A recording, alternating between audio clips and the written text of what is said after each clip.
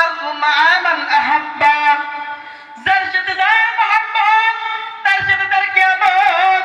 কাল কঠিন মুসিবতের সময় এই মাদ্রাসার তলবেলে যারা 30 পারা কোরআনের হাফেজ হয়েছে তাদেরকে আল্লাহ তাআলা বলবেন, হে আমার কোরআনের হাফেজগণ, 10 জন জাহান্নামী যাদের উপর জাহান্নাম নির্ধারণ হয়েছে, এমন 10 জন পাপের উপর জাহান্নামীকে তুমি সাক্ষী দিয়ে জান্নাতের মেহমানখানায় পৌঁছায়া দাও।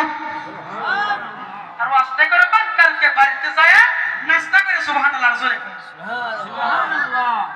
একদম জাহান্নাম নির্ধারণ হয়ে গেছে, এমন 10 জন জাহান্নামীরা জান্নাতে নেবে। সবটাহানি কথা কথা বলেন। এই জন্য বলতেছি কোরআনের পাখিদের সাথে গাদ্দারি করা যাবে? বাজার আমার কথা বুঝতেছেন? কথা বলেন।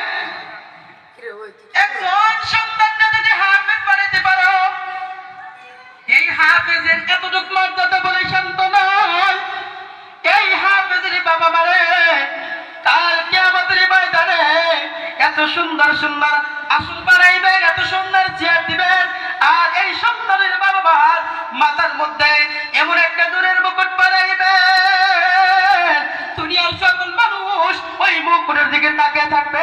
চিল্লাতাল্লাহ সুবহানাল্লাহ। ছোট্ট মর্যাদা। কথা বলেন।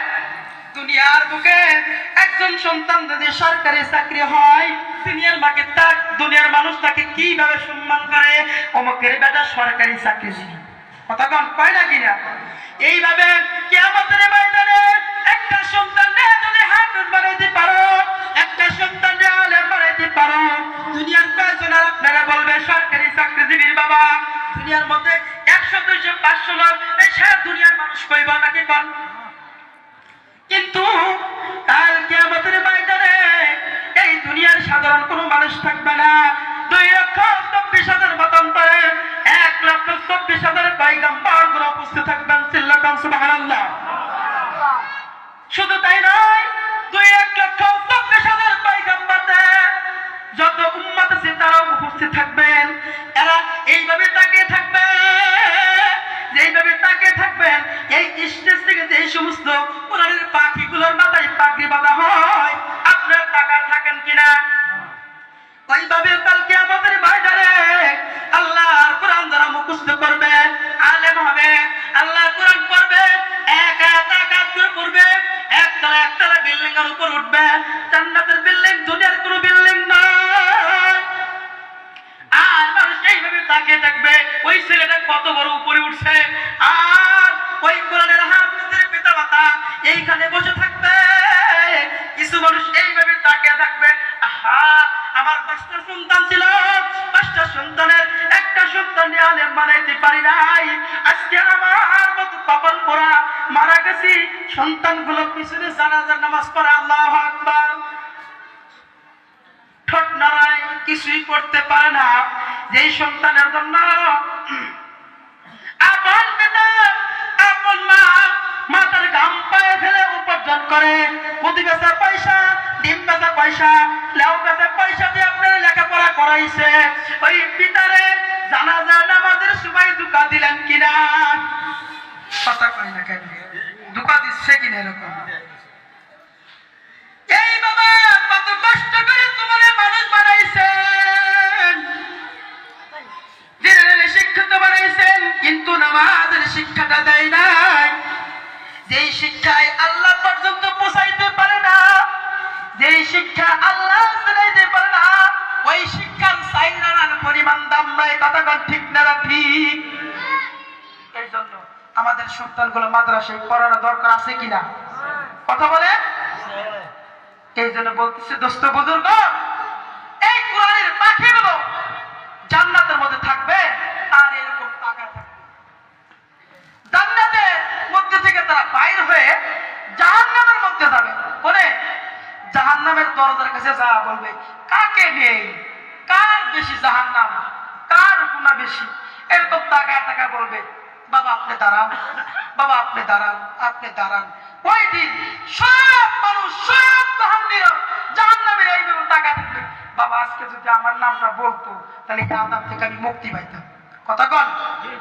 সরকারি রিলিফ দেওয়ার সময় গম চাল তেল যখন দেয় মনে মনে করে আমি একটা কাঠ পাইলে বলছে চাল পেতাম কথা কর না কেন কই না এরকম ওই দিনকাল কিয়ামতের ময়দানে এই হাফেজগণ এই আলেমগণ জাহান্নামীদেরকে একে একে ডাকবে আর বলবে আমার একটু নাও জাহান্নাম থেকে তুলে জান্নাতের পথে যখন নিয়ে যাবে ওই সময় জান্নাতের পথে কিছু গুনাহগার থাকবে বলবে বাবা কই যাচ্ছ বলে জান্নাতের পথে যাচ্ছি বলে না আমার একটা দরখাস্ত নিয়ে যাও বলে কি বলে বাবা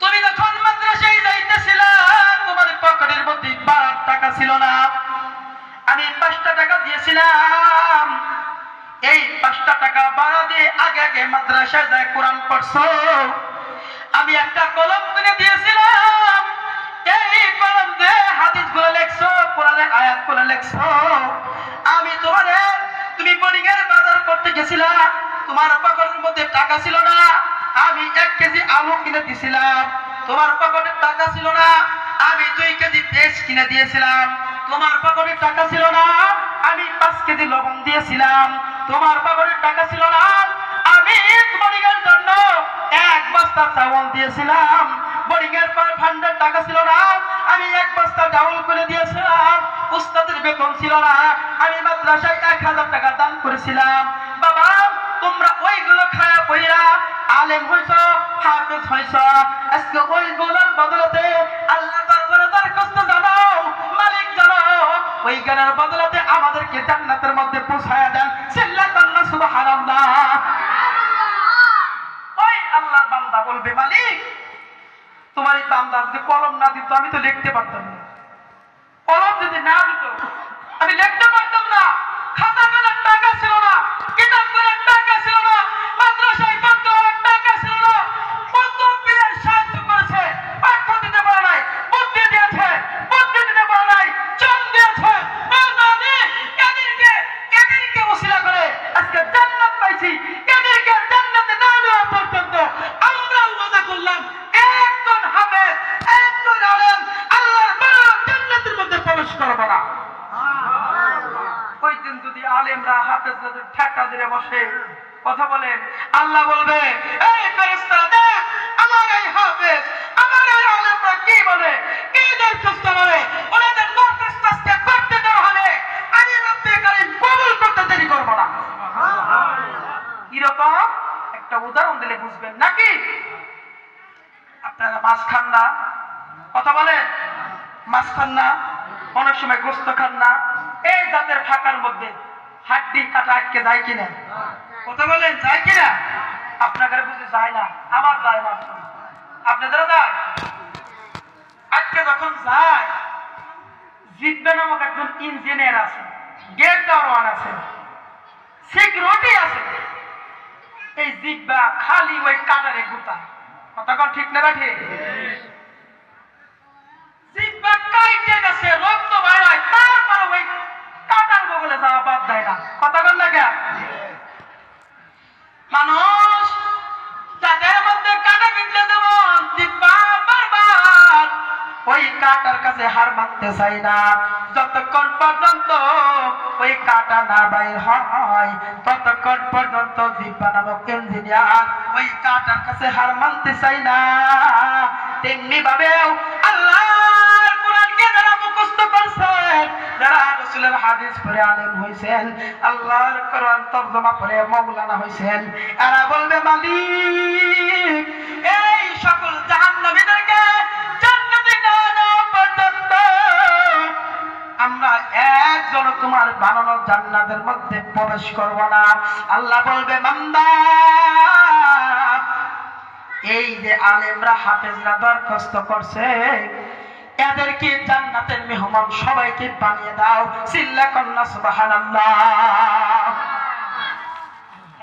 আলেমরা বলবে কথা বলে কাল কিয়ামতের ময়দানে আল্লাহ রাব্বুল আলামিন আর জান্নাতে নিজে বসে অবস্থায় তার নবীগণ বসে থাকবে জাহান্নামীদেরকে জাহান্নামে নিয়ে যাবে আল্লাহ নবী সিজদায় পড়ে যাবেন ইমাম সিজদায় পড়বেন আর 2 ফোঁটা চোখের পানি জর জর করে ছেড়ে দিবেন।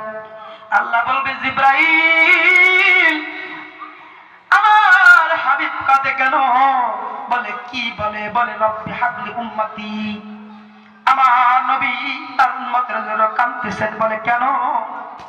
বলে তোমার হাবিবের উম্মত জাহান্নামের মধ্যে যাইতেছে এই জন্য কাঁদে। বলবে নবীর সাহাবা কি? বলে প্রত্যেকটা উম্মতের জান্নাতের মেহমান খানে না নেওয়া পর্যন্ত, এই ফুলসিরাত বিদ্যুতের গতিতে না পার করা পর্যন্ত, এই কঠিন কবর থেকে মুসিবত থেকে মুক্তি না পাওয়া পর্যন্ত আপনার নবী মাথা তুলবেন না। এই জন্য বলতেছি বাবা, মাদ্রাসায় সন্তানকে পড়া লাগবে কিনা? হুজুর নিয়ে আসেন। তাহলে ছেলেদেরকে মাদ্রাসা পড়া লাগবে কিনা? কথা বলেন। কোরআন শিক্ষা দেওয়া লাগবে কিনা? আল্লাহ তাআলা আমাদের সকলকে প্রত্যেকটা ছেলে মেয়েদেরকে কোরআনের হাফেজ আলেম হওয়ার মতো তৌফিক দান করেন। আর ওয়াস্তে বলেন আমিন। ওয়া মা আলাইনা ইল্লাল বালাগ। আমার কথায় যদি কেউ কষ্ট পায় থাকে আল্লাহর রাস্তায় মাফ করবেন। আমি আপনাদের সুটাইন দাওজানশলীর কবরস্থান মাদ্রাসা হয়েছে যে জানেন তো, ওই মাদ্রাসার শিক্ষক হিসেবে আমি আছি। সকলেই আমার জন্য দোয়া করবেন এবং সন্তানগুলো দ্বীনি শিক্ষা দিবেন। আল্লাহ তাআলা আমাদের সকলকে উক্ত দ্বীনি শিক্ষার উপর আমল করার মতো তৌফিক দান করেন। দুনিয়ার সকল ফিতনার থেকে হেফাজত করে কবরের সামানকে গুছিয়ে ওই কবরের যাত্রী হওয়ার মতো